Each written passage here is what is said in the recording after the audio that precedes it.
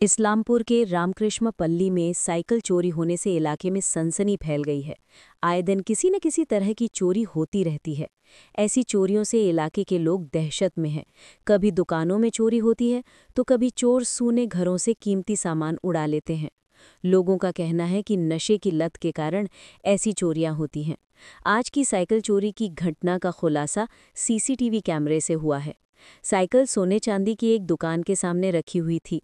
इस्लामपुर के जलापट्टी के एक व्यक्ति ने साइकिल चुराकर इस्लामपुर के बोरोट में एक साइकिल दुकान के मालिक को महज 300 रुपये में बेच दिया।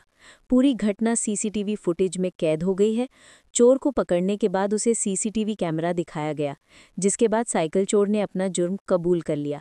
पुलिस को खबर दी गई तो पुलिस मौके पर पहुंची और उसे थाने ले गई है एवं मामले की जांच पड़ताल शुरू कर दी है। এখানে আমার সাইকেল চুরি হয়েছিল। সাইকেল চুরি হয়েছিল কিভাবে জানতে পারলেন? আমি সিসি ক্যামেরা দেখতে পেরেছি।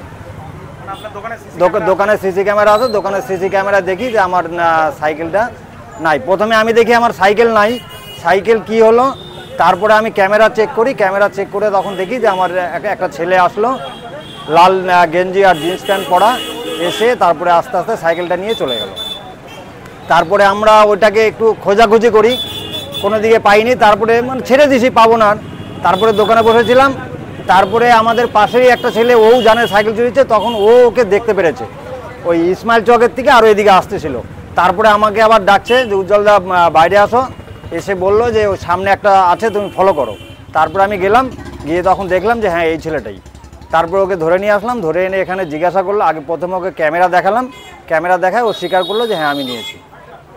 ছেলেটির নাম পরিচয় কিছু জানতে পেরেছেন? রাহুল রায় বলেছে।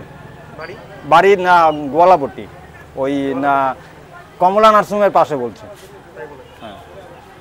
গতকালও তো আপনাদের এখান থেকে? হ্যাঁ, গতকাল ওই যে যাদবদার সাইকেল মুদিখানা দোকানে ওর সাইকেল চুরি হয়েছে। দোকানের ঠিক উল্টো পাশে? হ্যাঁ, উল্টো দিকে। আপনার নাম? উজ্জ্বল মণ্ডল। ওই যে আপনার যে সাইকেলটি চুরি হয়েছিল সেটা কি পাওয়া গেছে? হ্যাঁ, সাইকেলটা পাওয়া গেছে। কোথা থেকে পেলেন? বড়োট থেকে পেলাম।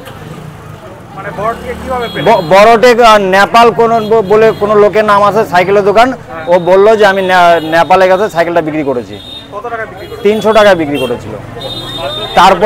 তারপরে এখান থেকে না আমার ভাস্তা, আমার এক ভাই যায়, গিয়ে তখন ওখানে সাইকেলটা পায়। সাইকেলটা বলে খোলা পেয়েছিল, তারপরে সেটিং করে দিয়েছে। সেটিং করে দিয়ে আসলে সাইকেল নিয়ে এসছে।